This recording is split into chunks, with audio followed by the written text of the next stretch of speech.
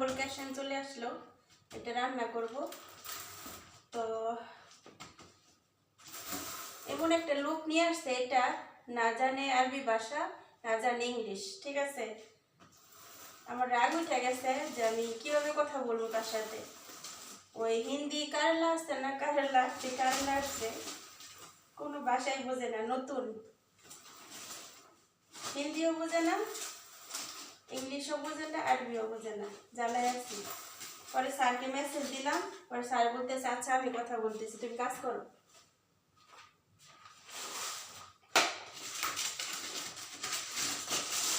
কাজ করতে কার না ভালো লাগে, কাজ করতে কার না ভালো লাগে, আমার তো অনেক ভালো লাগে।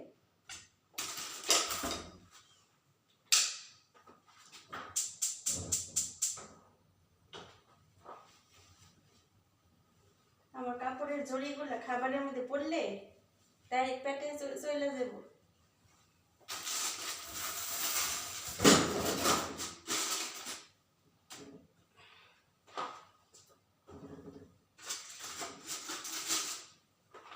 সরি,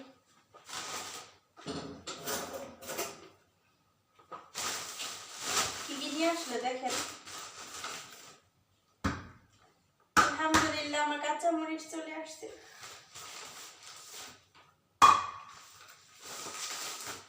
টেস্টি সল্ট, কাঁচা মরিচ অনেক।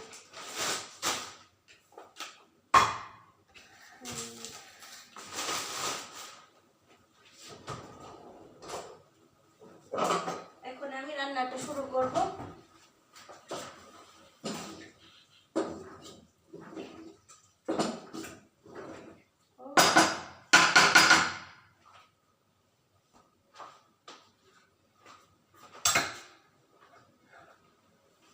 আমি আগে সেটা অফ করে দিয়ে আসি বাড়ির।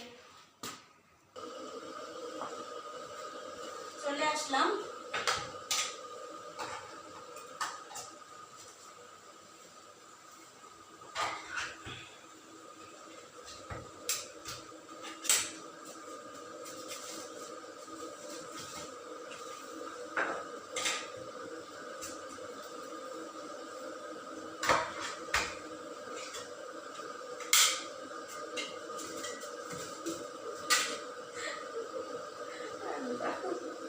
হাসতেছি কেন জানেন? তারা ওইখানে বৈশা বৈশা জইলা ফাইটে যেতেছে, রেহানা বাসায় রেস্ট করতেছে। দুঃখে হাসতেছি, দুঃখে, সুখে কিন্তু হাসতেছি না। তারা ওইখানে জইলা যেতেছে, রেহানা বাসায় বৈশা রয়েছে, রেহানা বাসায় বৈশা বৈশা রেস্ট নিতেছে, রেহানা আরামে খাইতেছে, ঘুরতেছে। ওরে বাবা, তারা জিদে ফাইটে যেতেছে, বাট আমার কিছু করার নেই, আমি কাজ করতেছি কম বেশি।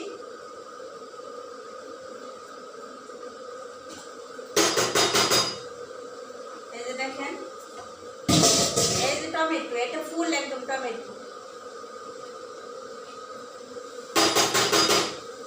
এই যে পুরোটাই দিয়ে দিছি।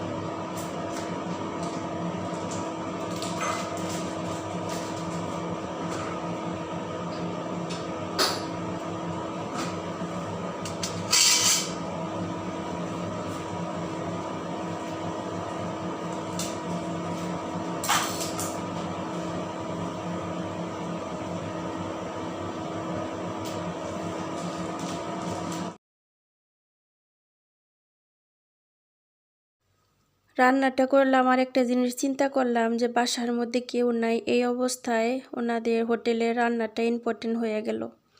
আমার জায়গায় যদি ওনার মেয়ে বা কিংবা ওনার ওয়াইফ একা থাকতো কখনো এই কাজটা করতো না। যে বাসার মধ্যে কেউ নাই, আশেপাশে আমার আত্মীয় স্বজন কেউ নাই, ওরে যে একটা ছেলেদেরকে দিয়ে যে রান্নাটা পাঠিয়ে দিলাম, এটা হোটেলের অর্ডারটা, বাসায় কেউ নেই। আসলে ওনাদের কাজটাই ওনারা ইম্পর্টেন্ট মনে করে। মানুষ কাজের লোক তো কাজের লোক, কি যাই হোক, আল্লাহর কাছে দোয়া করি আল্লাহ পাক ওনাদেরকে সঠিক বুঝটা দেখ ইনশাল্লাহ। তো ছেলেটা একটু আসছিল, নতুন ছিল, মানে কোনো কিছু নাই। তারপর আমি ছেলের সাথে কোনো কথাই বলি নাই। আমি দরজা খুলছি, খুলে বলছি রান্না করে রাইখা যান, বাহিরে যাবেন, যখন শেষ হইব তখন ফোন করে আপনাকে ডাকা হবে। তো ছেলেটাও যেভাবে বলছি ঠিক ওইভাবে গেছে, আলহামদুলিল্লাহ, আল্লাহর রহমতে শেষ করলাম।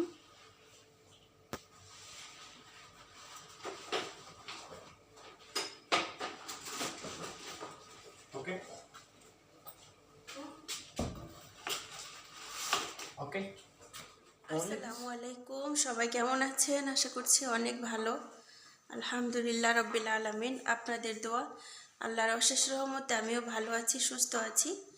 প্রতিদিনের মতো আরও একটি ব্লগ নিয়ে চলে আসলাম আপনাদের মাঝে। আশা করছি সবার কাছে ভালো লাগবে। আজকের ব্লগটা শুরু করলাম একদম সকাল থেকে। সকালবেলা ঘুম থেকে উঠলাম, ঘুম থেকে উঠে আমি রান্না করে এসে আপনাদের সালাম দেই, আলহামদুলিল্লাহ রব্বিল আলামিন। তো কালকে অনেক রাতে আপনারা দেখলেন ভিডিওতে, কালকে অনেক রাতে আমি হোটেল থেকে অর্ডার আসছিল, আসার পর যখন আমি উপরে কাজকর্ম শেষ করে আসছি, আসার পর হোটেল থেকে অর্ডার আসার পর রান্না করলাম। রান্না করে তারপরে ফ্রেশ হয়ে শুয়ে পড়ছিলাম। তো আজকে রোজা আছি আলহামদুলিল্লাহ, 7টা রোজা করব, দোয়া করবেন ইনশাআল্লাহ, আল্লাহ যেন সহি সালামতে করার তৌফিক দেয়। আসলে ভুল হয়ে গেছে, এই কয়দিন আমি রেস্টে ছিলাম, এই কয়দিন আমার রোজাগুলো করা দরকার ছিল। এখন কাজও করব রোজাও করব, মানে দুইটাই পেশার একসাথে। আলহামদুলিল্লাহ, আল্লাহর কাজে কোনো পেশার নাই, আল্লাহর কাজে কোনো অশান্তি নাই, সবই ভালো, আলহামদুলিল্লাহ রব্বিল আলামিন। তো কাজ করি, সাথে থাকুন, দেখতে থাকুন পুরো ভিডিওটা। সবাইকে বলবো যারা আমার চ্যানেলে এখনও সাবস্ক্রাইব করেননি চ্যানেলটা, প্লিজ সাবস্ক্রাইব করে পাশে থাকবেন, বেল বাটন অন করে দিবেন যেন নেক্সট ভিডিও সারা সাথে সাথে পেয়ে যান ইনশাআল্লাহ। সবাইকে থ্যাংক ইউ সো মাচ বোনটার পাশে থাকার জন্য। আর আরেকটি রিকোয়েস্ট করব সবাইকে, আমার ওয়ার্ড রেহানা নুরাতে আপনারা ঘুরে আসবেন। আমার যে আরেকটা চ্যানেল আছে, অবশ্যই যারা জানেন না অবশ্যই এখান থেকে ঘুরে আসবেন। যারা এখন ওই চ্যানেলটা সাবস্ক্রাইব করেননি প্লিজ করবেন, সাথে থাকবেন। তো দেখতে থাকুন পুরো ভিডিওটা। তো কাজগুলো শুরু করার আগে একটা করি, রান্না করতে হবে কিছু। কি রান্না করব দেখি। তো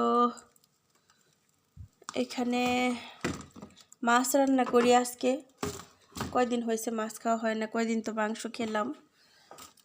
তো কী মাছ রান্না করব? তেলাপিয়া মাছ রান্না করব না, কেমন যেন মাছটা ভালো লাগে না। এটাও তেলাপিয়া। ওই মাছ তুমি কোথায়? এই তো, এটা আমি রান্না করব। এটা এখানে কয় পিস আছে? মনে হয় এটার মধ্যে কম আছে। তো দেখি,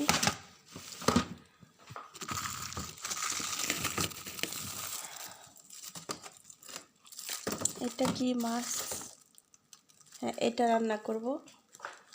এটার মধ্যে কয়েক পিস হয়তো বেশি থাকতে পারে। একদিন রান্না করে 2 দিন খাবো, যেহেতু এখন রোজা থাকবো, তো 2 দিনের বেশি খাবো না, তো 2 দিনই যথেষ্ট, এই আর কি।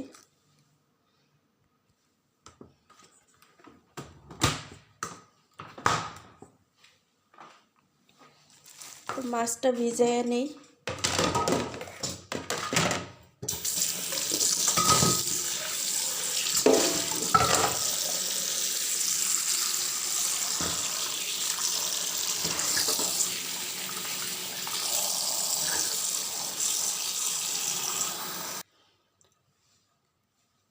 তো মাছটা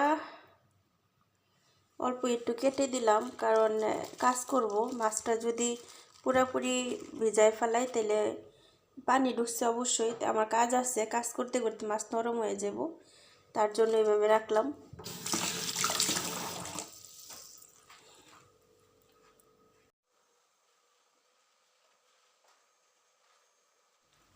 আর এদিকে আমি চলে আসলাম উপরে এসেই বাড়িঘর ঝাড়ু দিতেছি।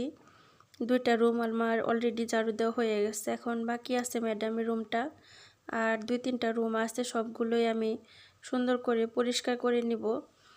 আসলে কাজ করতে গেলে না, কাজের কোনো শেষ নাই।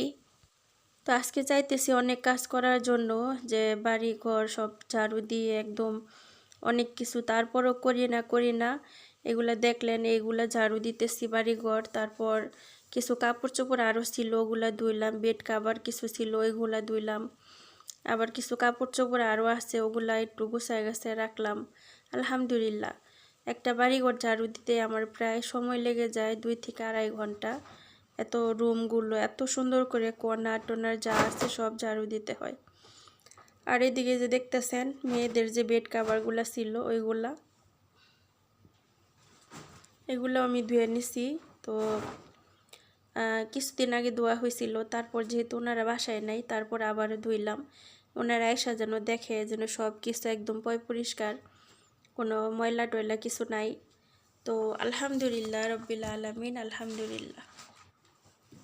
তো এগুলা শুকায় দিব। তো ভিতরে এমন একটা ইয়া পড়ছে, এই মেশিনটা কিন্তু অনেক বড় দেখতে পাচ্ছেন, আর ভিতরেও কিন্তু অনেক গভীর। তো আমি একটা হ্যাঙ্গার খুঁজতেছি, যে ভিতরে একটা তোয়াইলা আছে, তোয়াইলাটাও নিতে হবে, কিন্তু নিজে হাত দিয়ে পারতেছিলাম না। তো একটা পেয়ে গেলাম। তো এখন এটা দিয়ে আমি কাপড়গুলো সুন্দর করে বের করব। আর হাতটা মানে এত গভীর নিচে, এটা হাত দিয়ে তোলা যাচ্ছে না। আর ম্যাডাম থাকলে পারে, ম্যাডাম আমার চেয়ে অনেক লম্বা, আর আমি তো একটু শর্ট, পারি না। তো যাই হোক, আলহামদুলিল্লাহ রব্বিল আলামিন। উপরে ঝাড়ু টাড়ু দিলাম, দিয়ে তারপর এখন উপরের কাজকর্ম প্রায় আমার শেষের দিকে। তো এই কাপড় চোপড়গুলো শুকা দিয়ে তারপর আমি চলে যাব নিচে। আজকে একটু রান্নাবাড়ি করতে হবে। আর এই কয়দিন আর আমি কিন্তু উপরে আসতে আসতে প্রায় আমি কয়টার সময় আসছি উপরে, প্রায় 3টা 2:30 নাকি 2টা এই সময়, ঘড়িটা দেখা হয় নাই। আইসা একদম ড্রয়িং রুম যা যা ছিল এগুলো সব আমি ঝাড়ু দিয়া গাছাইলাম দিয়ে। আসলেই আজকে যে ঝাড়ু দিলাম, আজকে পরিষ্কার করলাম, এটা কিন্তু শেষ না। আজকে ওনারা যাওয়ার পর আমি আজকে শুধু ঝাড়ু দিলাম, এছাড়া ঝাড়ু দেওয়া হয় নাই। এছাড়া অন্য সব কিছু কাজ করা হয়েছে। তো আমার জানি কেমন একটা ভয় কাজ করতেছে, যে ওনারা আসার পর যদি আমার কাজকর্মগুলো শেষ না হয়, ওনারা যদি আমার সাথে খারাপ ব্যবহার করে বা কিছু, একটা ভয় কাজ করতেছে। তারপরে চেষ্টা করব ইনশাল্লাহ সব কিছুই করার জন্য। আর বাহিরে বাকি আছে, বাহিরের কাজগুলো ঝাড়ু দেওয়া, একটু পানি দিয়া ধোয়া, এগুলা বাকি আছে। বাহিরে এত গরম, মানে ওই গরম আমার শরীরে সহ্য হয় না, এরকম লাগে। এই প্রচণ্ড গরম বাহিরে, আপনি 2 মিনিটের জন্য বাইরে দাঁড়ায় থাকতে পারবেন না। আর আমি কীভাবে উঠানটায় পরিষ্কার করব, এটাই চিন্তায় বাঁচতেছি না। বাড়িতে ভিতরে কাজগুলো যেমন তেমন, বাহিরে কাজগুলো অনেক কঠিন। আর এদিকে মেয়েদের যে বাথরুমের যে ইয়া ছিল, কার্পেটগুলো ছিল, জুলিয়া বলে। তো এগুলা উপরে কেমন জানি একটা শব্দ হইতাছে, আমি চুপ হয়ে দাঁড়ায় রয়েছি। এই একটা শব্দ হইতাছে, মনে হয় এসি ছাড়ছি তো 2-3 দিন পর। এখন সময় দেখেন 6টার মতো বাজে,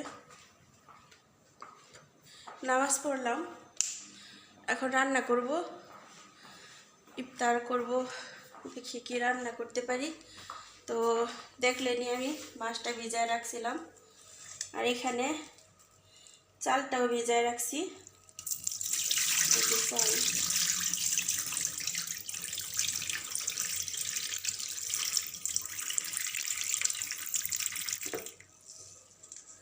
চালটা ভিজাইছে, এখন রান্না শুরু করি, সাথেই থাকুন।